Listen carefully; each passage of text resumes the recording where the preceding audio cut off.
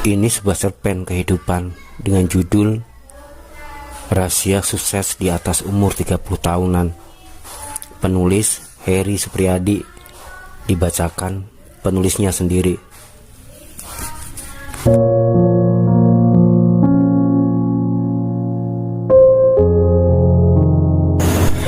Banu bukan pergi lama, memang, tapi sesaat sekedar mencari jawaban sepanjang hidupnya. Usia 30 tahun ke atas adalah usia di mana jawaban dari semua pertanyaan hidup berdatangan. Usia yang menjadi penentu jalan hidup seseorang ke depan. Sedih atau bahagia, kaya atau melarat, dan selamat atau celaka. Hati dan pikirannya terlanjurlah terdoktrin oleh benes filosofi, atau mungkin telah terkontaminasi oleh kisah-kisah orang sukses di negeri ini. Tetapi siapapun orangnya, juga termasuk Banu, menginginkan jawaban yang dapat menjelma menjadi kebahagiaan yang ada dan nyata dalam hidup selanjutnya. Karena Banu paham, hidup itu tak lepas dari sebab musabab. Jika ingin akhir yang baik, tentu diawali dengan menabur benih yang baik. Setahun yang lalu, setelah usianya di akhir 30 tahun, sebelum akhirnya memutuskan pergi ke kota, Banu mengalami kegelisahan paling puncak. Tentu saja karena di akhir usianya yang 30 tahun itu, ia belum juga menemukan tanda-tanda adanya jawaban yang datang dalam hidupnya yang selama ini disari. Hal itu yang membuat Banu khawatir, cemas jika garis takdir memberikan jawaban paling menakutkan, lain dari yang diharapkan, jawaban paling buruk dalam hidupnya. Tidak, Tuhan menciptakan manusia untuk menjadi pemenang, jadi orang sukses. Apapun latar belakang dan garis keturunannya, kesuksesan adalah verbal yang butuh dikejar dan diraih.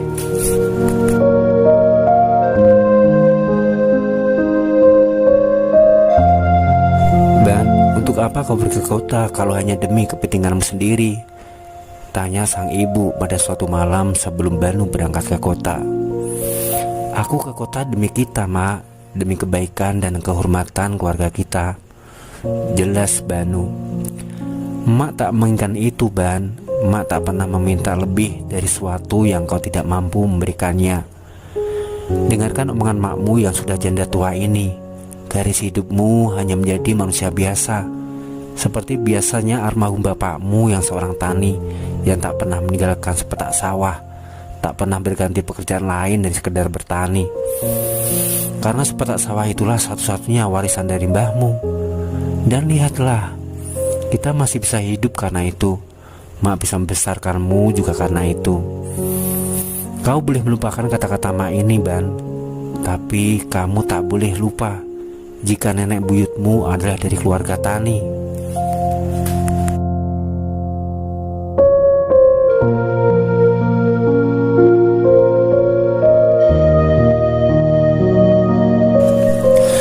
Akan menerima sesuatu yang buruk di masa yang akan datang adalah menakutkan. Terlebih itu menyangkut nasib. Banu juga tidak mau setiap hari pasti berlumpur-lumpur sawah, badan kotor dan capek. Ketika sore datang baru pulang ke rumah, hingga malamnya hanya tidur tanpa memikirkan kemana dan seperti apa perjalanan hidup ini selanjutnya. 1 tahun telah lewat, Banu hidup merantau di kota, masih mencari jawaban tentang nasibnya, tentang masa depannya. Kini usianya sudah terlampau 1 tahun dari angka 30, namun jawaban yang dicari belum juga datang. Tapi ia tekad akan terus mencari dan mencari. Ia yang terbaring di atas tumpukan karung-karung sayuran sambil mengipasi wajahnya dengan topi yang warnanya sudah pudar dan kumal, Banu menatap langit kota Jakarta. Tak sudah-sudah, wajah Mak melintas melambai-lambai tangan seolah menyuruhnya pulang segera. Bertani itu pekerjaan mulia, Ban. Di dalamnya tak ada kecurangan, tak ada permusuhan, dan tak ada ambisi yang berapi-api. Nasihat Mak waktu itu. Garis wajah Banu pun berubah menjadi muram. Angannya melintas jauh ke kampung halaman. Betapa repot emaknya di kampung sana, mengurusi sawah sendirian, mencangkul, menyemai padi, dan memanennya. Menyambung hidup tanpa seorang kawan di usianya yang sudah rentan penyakit. Sosok wanita tua yang kuat, tak pernah mengeluh dan tak bosan-bosannya membimbing serta mengarahkan anak sematang wayangnya untuk hidup ikhlas, menerima keadaan hidup dengan apa adanya. Hidup ini sudah ada yang mengatur, Ban. Biar sekalipun kita mau ke utara, tapi kehendak mengatakan kita ke selatan, maka kita pun akan ke sana, ujar emak ketika Banu selalu mengucapkan impiannya. Impian yang muluk-muluk sekelas anak seorang petani.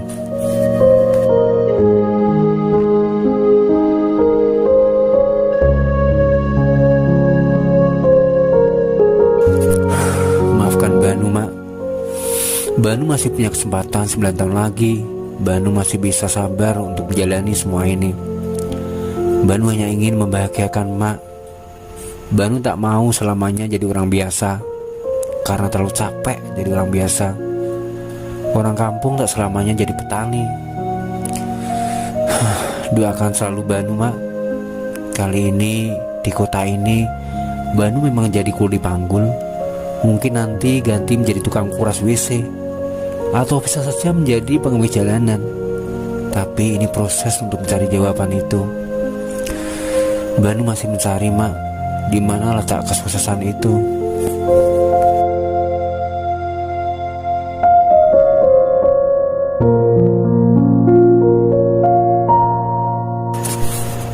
Jika hidup serupa roda pedati, mungkin saat ini Banu berada di posisi bawah. Jika ia belum juga menemukan kesuksesan itu, barangkali pedatinya sedang berhenti di suatu tempat. Suatu saat, pasti pedati akan beranjak dan rodanya akan berputar lagi. Entah itu cepat atau pelan, sudah pasti nasibnya akan berubah. Dan dengan sendirinya jawaban itu akan menghampirinya. Baginya, hidup itu tak serumit seperti apa yang dikatakan mendiang kakeknya. Tak lepas dari istilah bibit, bebet, dan bobot. Apa yang kau cari dalam hidup ini, Nak? Jika kamu ingin kebahagiaan, bukan dengan cara melawan garis takdirmu sendiri. Kebahagiaanmu bukan di mana-mana, tapi ada di hatimu, kata Mak waktu itu.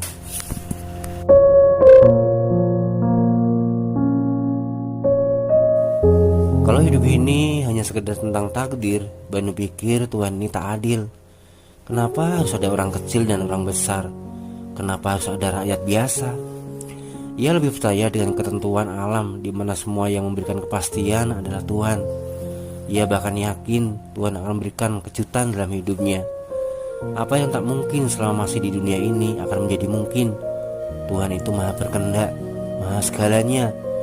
Banu tetap optimis kesuksesan akan diraihnya di kota ini, di kota yang didiami saat ini.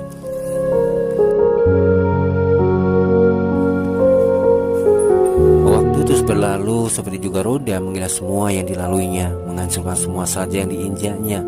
Banu merasa bukan hanya terinjak, namun juga roda berdati itu berhenti di punggungnya, tak jalan-jalan. Ia hanya bisa mengerang, sebuah posisi kelewat menyakitkan. Hidup tidak, mati pun tidak. Namun hebatnya, meski sudah hidup menderita di kota, ia masih tetap bersikeras, masih terobsesi akan menemukan jawaban selagi usianya belum menginjak 40 tahun. Jika ia harus hidup sengsara di ibu kota, ada sebuah pengorbanan yang harus dilalui untuk meraih sebuah kesuksesan.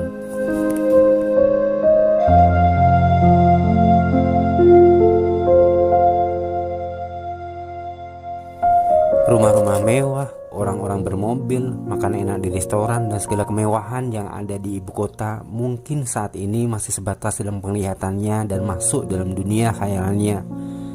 Namun Banu yakin suatu saat ia akan bisa menjadi seperti mereka, bisa menaklukkan kota Jakarta dan pulang membawa impian yang sudah dalam genggaman. Tuhan itu adil, tak mungkin tak memberikan upah dari setiap usaha hambanya.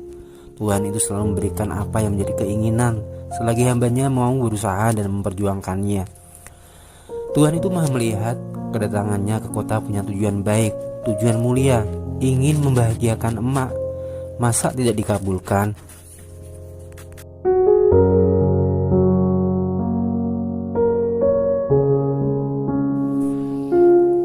Banu harus berpacu mengiringi lesatnya laju roda kendaraan di jalanan kota Jakarta. Ia tak boleh bersantai seperti masih di kampung. Ketika capek membajak sawah, ia bisa tiduran di pematang sambil menikmati tiupan angin yang sejuk. Atau ketika ia lagi sedikit tak enak badan, tak memaksakan diri pergi ke sawah sampai benar-benar ia kembali sehat dan kuat. Itu pun setelah emak memberi izin untuk bekerja di sawah. Ini Jakarta, tempat untuk mencari perubahan dalam hidup. Kalau bisa 3 tahun dari usianya yang 30, jawaban itu sudah ditemukan dan ia akan pulang membawa kesuksesan. Sekali lagi ia yakin anak tani tak selamanya menjadi tani. Anak tani juga punya kesempatan untuk merubah hidupnya menjadi yang lebih baik, menjadi orang terpandang yang disegani sanak saudaranya, tetangganya, bahkan kepala desanya. Orang sukses bisa memiliki segalanya, termasuk istri cantik yang dicintainya. Karena ia pernah 2 kali pinangannya ditolak hanya permasalahan pekerjaannya, petani yang miskin. Kayla dan Ratini adalah wanita-wanita yang telah menyakitinya. Kayla yang lebih menyakitkan, 2 tahun telah merajut asmara, tapi kandas begitu saja ketika bertemu dengan lelaki kota yang kaya raya. Akan tetapi dari mereka justru Banu menemukan kesadaran diri. Mungkin mereka benar, untuk apa bersuami laki yang tak punya apa-apa, tak punya masa depan, yang hidupnya cuma berkutat dari rumah ke sawah, dari sawah ke rumah, sampai muncul pikirannya akan membenahi hidup dulu sebelum menikah. Jika akhirnya ia merasa kesusahan di ibu kota adalah sebagai bentuk metamorfosis.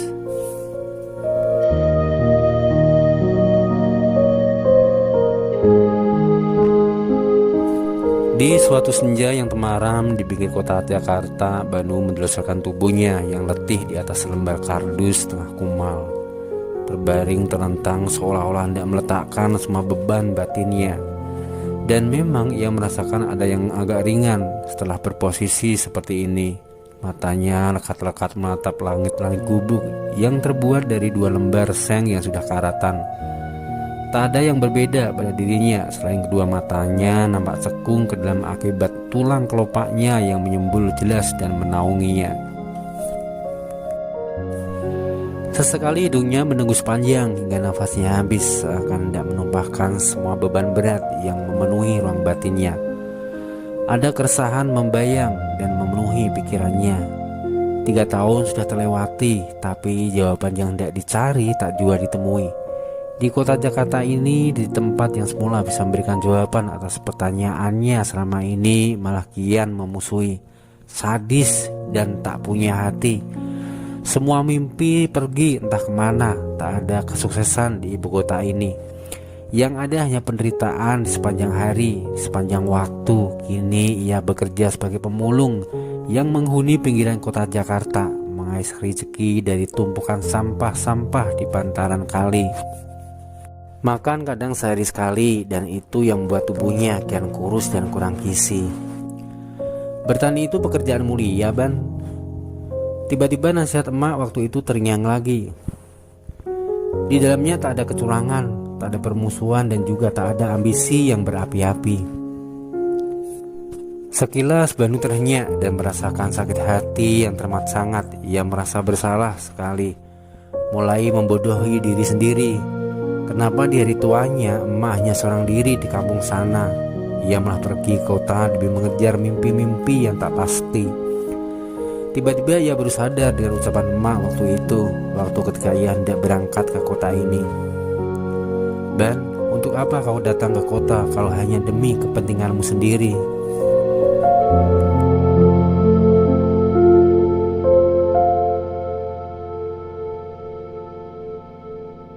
Ya, memang benar kepergiannya ke kota hanya demi mencari jawaban dari hidupnya.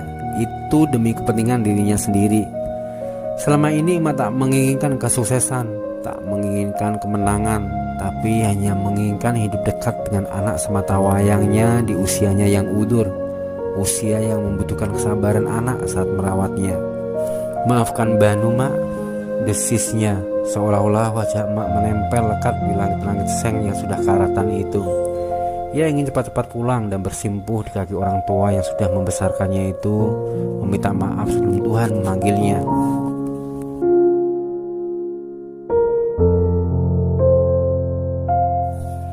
Hidup itu bukan sekedar tentang mencari dan mendapatkan, tapi tentang bagaimana mampu menjalaninya dengan benar dan meninggalkannya tanpa sesal. Dan Banu benar-benar sadar sesadar-sadarnya bahwa kesuksesannya bukan ada di kota, melainkan ada di dekat ibunya.